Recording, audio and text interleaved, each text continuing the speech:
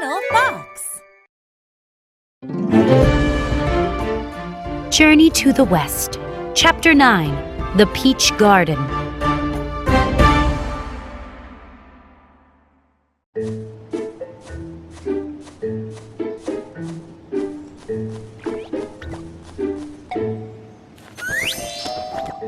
Wukong plucked a peach from a branch and bit into it.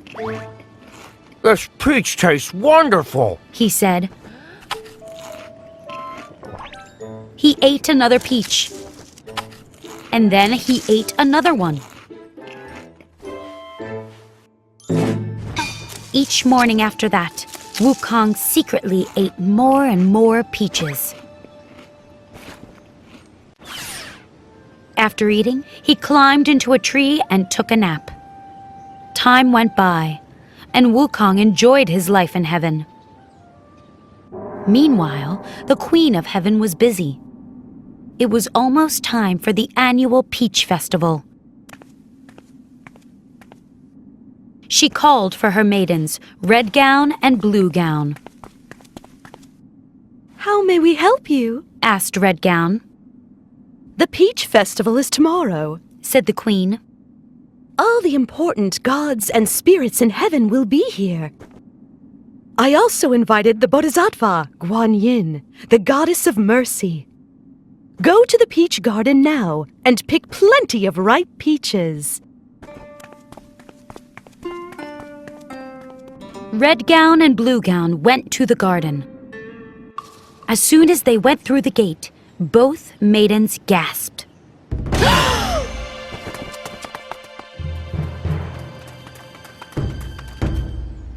"Where are all the peaches?" cried Red Gown. "They're gone!" cried Blue Gown. "This is terrible," said Red Gown. "The queen will be angry." Wukong had been sleeping up on a branch. When he heard the maidens, he woke up.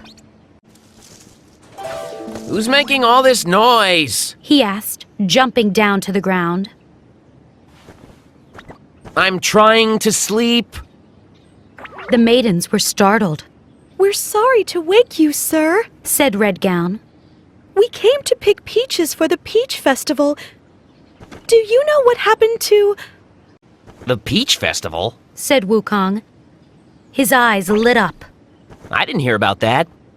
"Oh, it's a wonderful festival," said Blue Gown. "All the important gods and spirits will be there," That sounds like fun. said Wukong. I'm sure I'm invited, right? Red Gown bit her lip. I don't think so." Wukong was furious. The Queen did not invite me? I'm just as important as any other spirit or god. The maidens looked nervous. "Sir," said Blue Gown, "where are the peaches?" I ate them. said Wukong. I ate every single one, and they were delicious. "Oh no! cried Red Gown. We must tell the queen!" No, you're not going to tell the Queen. said Wukong. He quickly set a spell. Instantly, Red Gown and Blue Gown fell asleep. Wukong looked at all the empty peach trees. He shook his head. I'm in big trouble. When Red Gown and Blue Gown woke up, they ran back to the Cloud Palace. "Your Majesty! Cried Red Gown. Something terrible has happened! Son Wukong ate all the peaches!" He got very angry and cast a spell on us, added Blue Gown. When we woke up, he was gone! The Queen's eyes flashed with anger. She went to the royal court and told the Jade Emperor. That horrible monkey. Cried the Emperor. He turned to his captain. Gather 100,000 soldiers. I want Wukong arrested. The captain nodded and then left the palace. Meanwhile, the Bodhisattva Guan Yin left her home on Mount Podolatka in the South Sea. She soon arrived at the Cloud Palace. I'm sorry to tell you this, Said the queen. but there won't be a peach festival. Why not? Asked Guan Yin. A monkey named Sun Wukong ate all the peaches. Said the emperor. I sent 100,000 soldiers to arrest him. They'll bring him back to heaven soon. Just then, a messenger ran into the court. We need more soldiers, Your Majesty. What? Cried the emperor.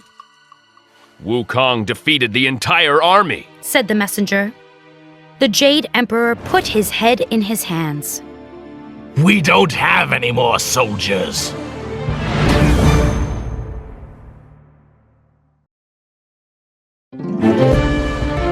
Journey to the West. Chapter 10. The Powerful Sage.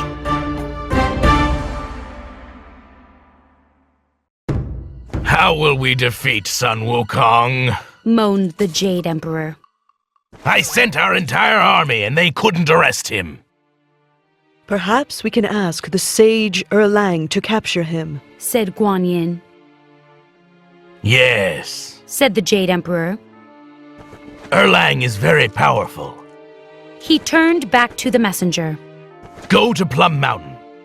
Ask Erlang if he'll help us. Wukong stood in front of the waterfall with his cheering subjects. Our king has just defeated an entire army from heaven. Said the gibbon. I hope the Jade Emperor learned his lesson. Said Wukong. He and his army are no match for... Sun Wukong. A deep voice boomed. Wukong looked up. A large man was coming down from the sky. The apes and other monkeys ran and hid. I am Erlang. Said the man. The Jade Emperor sent me to arrest you. Wukong laughed. The Jade Emperor's entire army couldn't defeat me. What do you think you're going to do? I am going to take you back to heaven, Said Erlang. and you will be punished. Waving his iron bar, Wukong leaped at Erlang. Clang! Erlang blocked the bar with his sword and then struck back. Wukong jumped onto a cloud to get out of the way. Erlang leaped into the air. He shook his body and suddenly grew much bigger. Wukong laughed. I can do that too. He shook his body and grew just as big as Erlang.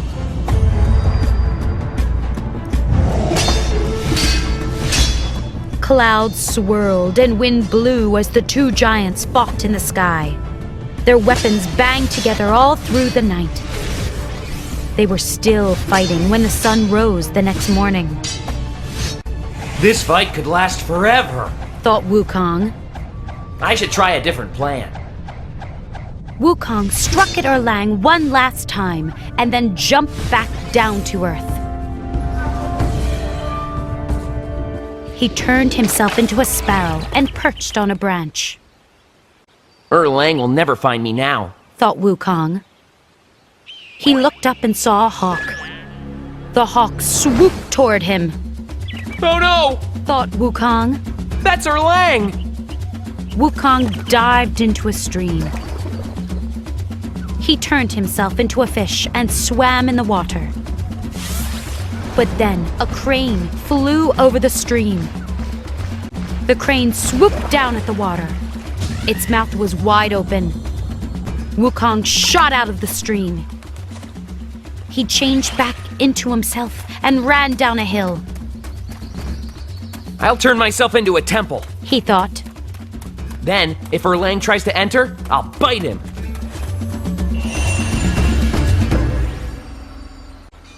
Wukong's eyes became windows, and his mouth became a door. He turned his tail into a flagpole. A moment later, Erlang came down the hill. When he saw the temple, he scratched his head. Said Erlang. I never saw a temple with a flagpole before. This must be Wukong. I'll kick in that door. Oh no! Thought Wukong. He'll break all my teeth! Wukong changed back into himself and ran. Erlang was right behind him. Up in heaven, the Jade Emperor, the Queen, and Guan Yin watched the chase. The sage Laozi came over to them. What's going on? He asked, looking down. That monkey, Sun Wukong, ate all the peaches from the garden. Said the Jade Emperor. Then he defeated our entire army. Erlang is trying to catch him now. I can help. Said Laozi. He took a metal ring off his arm. He aimed carefully and hurled it down to earth.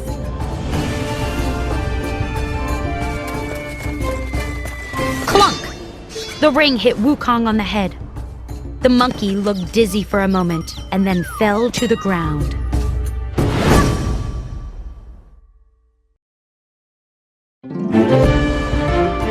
Journey to the West, Chapter 11, Trouble in Heaven.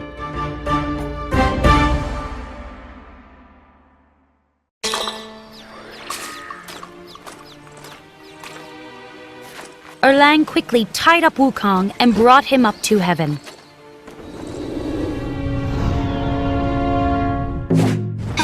I want Sun Wukong destroyed. Said the Jade Emperor. Soldiers tied Wukong to a pillar in a courtyard.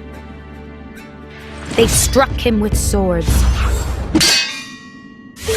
But his body was as hard as a diamond. The swords shattered. Wukong laughed. Your swords can't hurt me. The Jade Emperor turned to a messenger. Bring in the fire gods. Several fire gods entered the courtyard and threw balls of flame at Wukong. The courtyard filled with smoke. But when the smoke cleared, not one hair on Wukong's body was burned. Thank you. Wukong laughed. I was feeling a little cold.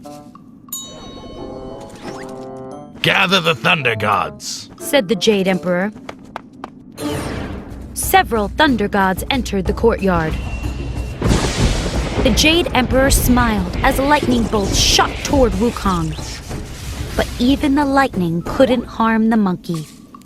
That tickled. Said Wukong with a smile. The Jade Emperor shook his head.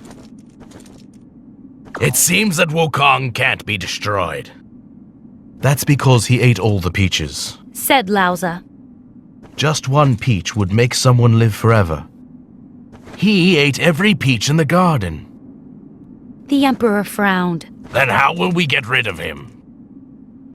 I have an idea. Said Laozi. I'll put him in the large pot I use for making potions. Maybe we can burn him up slowly. Perfect. Said the Jade Emperor. Soldiers brought Wukong to a room in Laozi's palace. A large pot sat in the middle of the room. Laozi put Wukong into the pot and then closed the lid. Laozi started a fire under the pot. Day and night he tended the fire. He kept it burning for 49 days. Wukong must have been destroyed by now. Thought Laozi.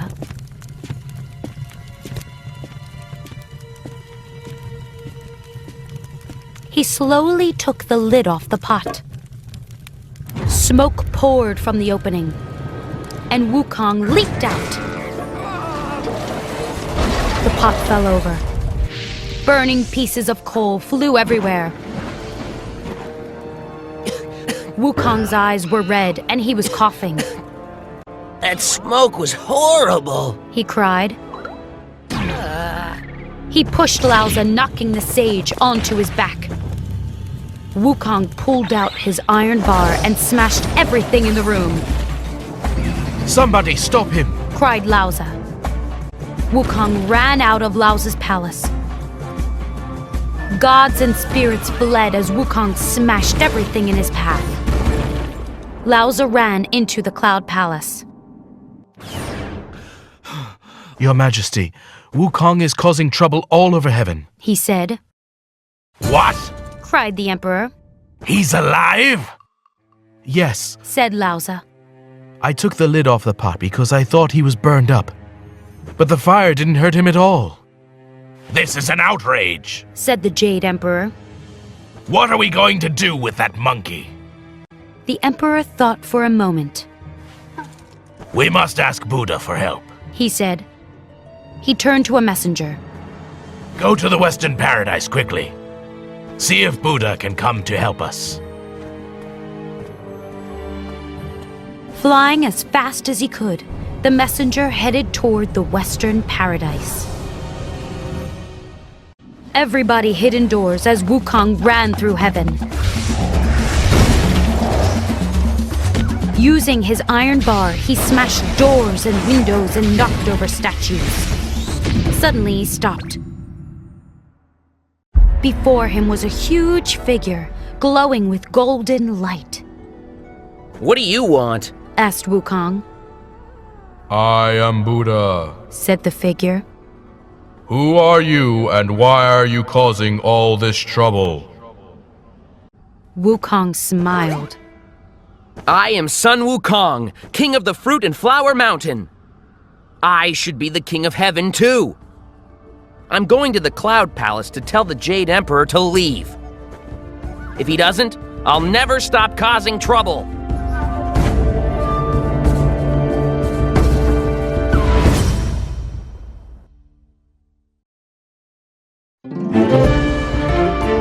Journey to the West, Chapter 12, The Bet.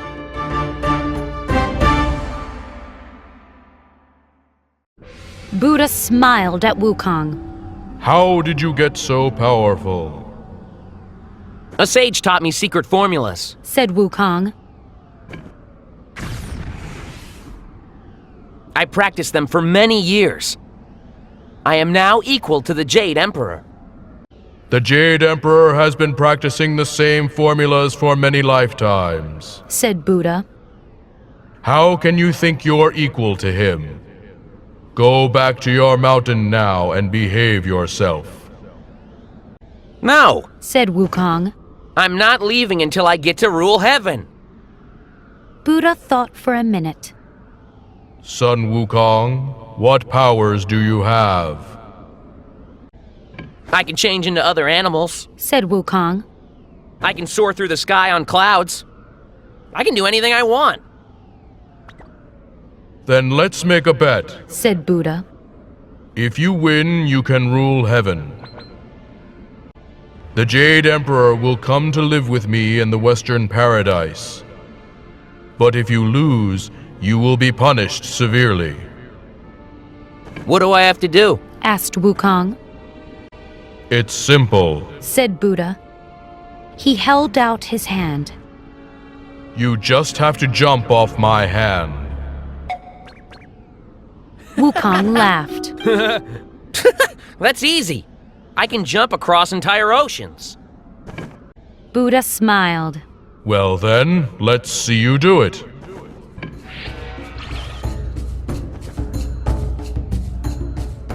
Wukong stepped up onto Buddha's palm. You're a fool. He said to Buddha. I'm going to jump farther than you could ever imagine. When I return, I'll be the ruler of heaven. Wukong leaped and soared through the air. After a long time, he saw 5 enormous pillars. He landed in front of them. This must be the end of the world. He said to himself. I'll go back now and tell Buddha to take the Jade Emperor away. Heaven is mine.